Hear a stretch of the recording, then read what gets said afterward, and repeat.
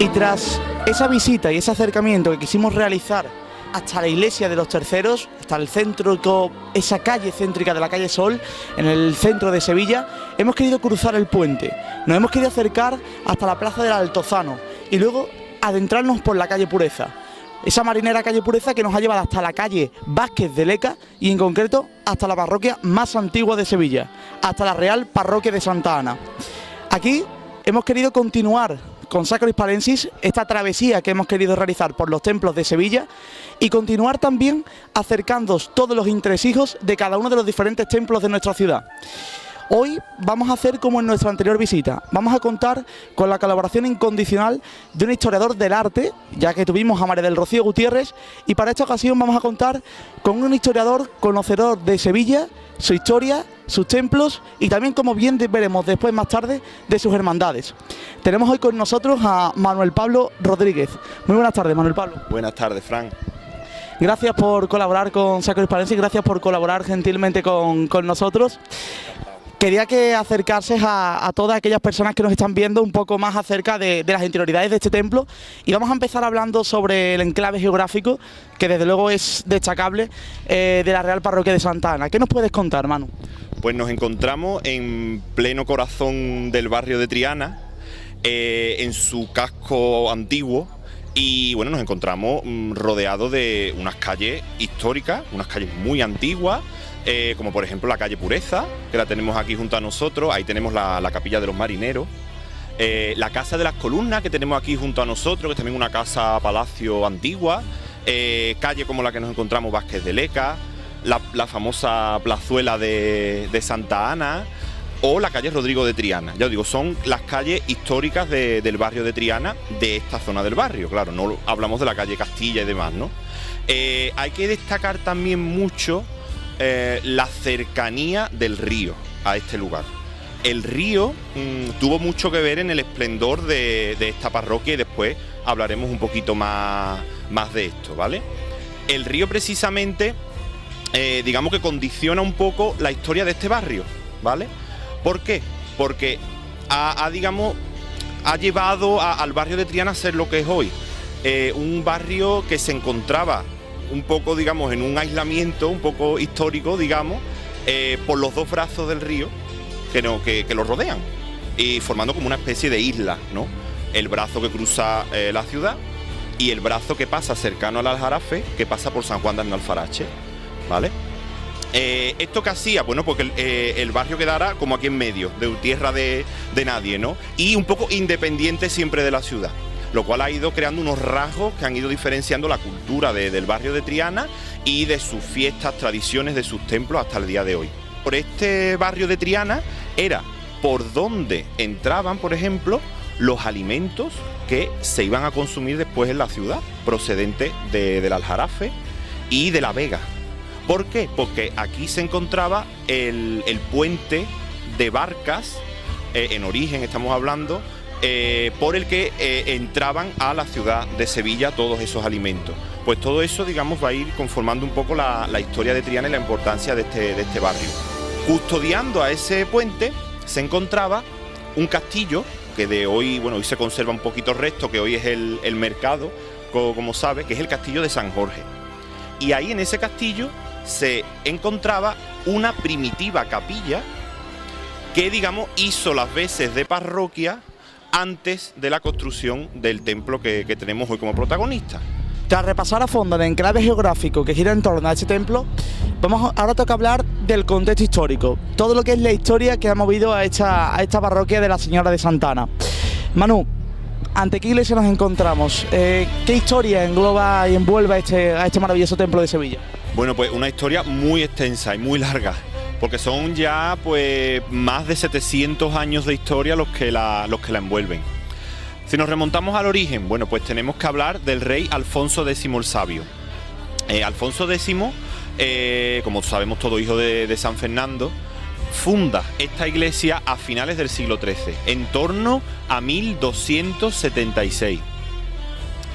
Parece ser porque este rey sufría una enfermedad de la vista y le pide a Santa Ana, bueno, pues que le cure, que le ayude y que la alivie. Y al parecer esa enfermedad que él sufría se alivia bastante y le dedican el templo a la Madre de la Virgen.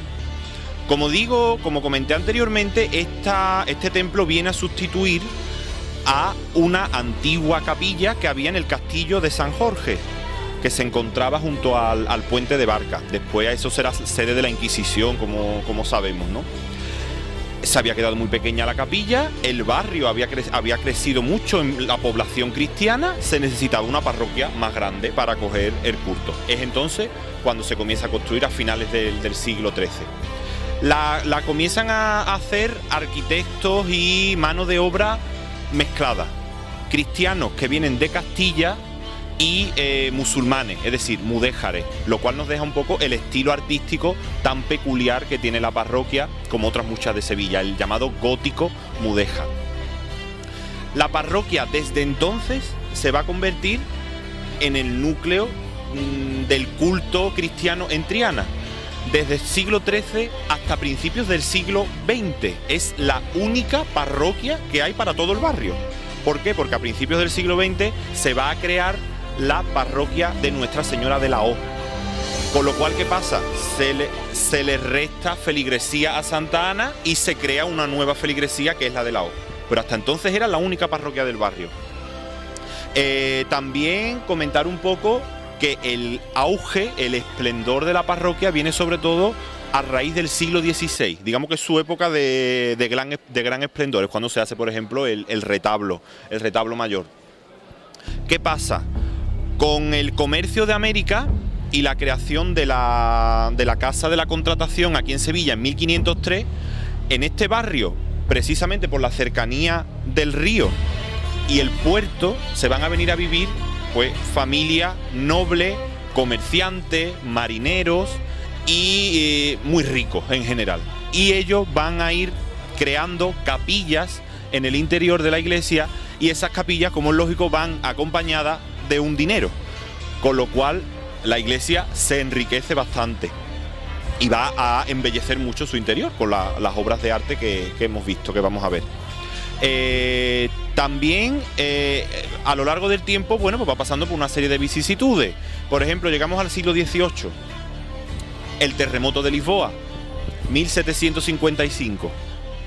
La iglesia sufre mucho en ese terremoto y es prácticamente cerrada al culto para reparar los daños que había sufrido por el terremoto.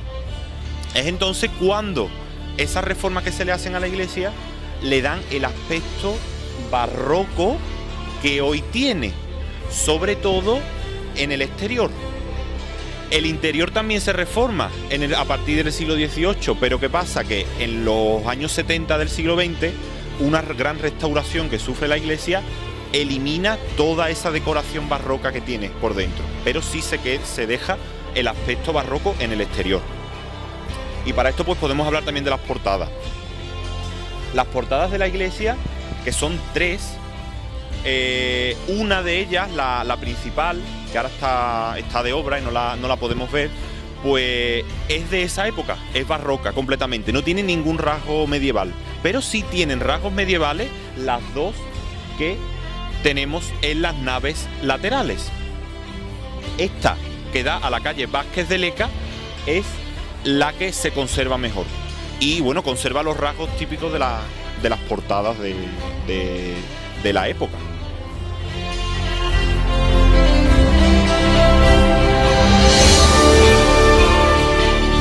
Nos encontramos ante la fachada principal del templo, en la plazuela de Santa Ana, y desde aquí se puede ver un poco el aspecto barroco que tiene el templo ahora en el exterior, que como he comentado antes, pues se da a raíz del terremoto de Lisboa. La portada principal, que la tenemos aquí detrás, actualmente en obra, y la torre. Es una torre destacada, es una torre alta, se ve muy bonita desde el río, desde la acera del Paseo de Colón y demás, porque se sobresale mucho de las casas, y es una torre donde se ven muy claramente las dos partes, digamos, históricas que ha tenido esta iglesia. Una parte baja, hecha en ladrillo, donde se ven dos ventanas que están cegadas de estilo mudéjar, ¿veis esos arcos, como se llaman, polilobulados? Y una parte superior barroca, que es ya construida a raíz del terremoto de Lisboa. Y como ven, son las dos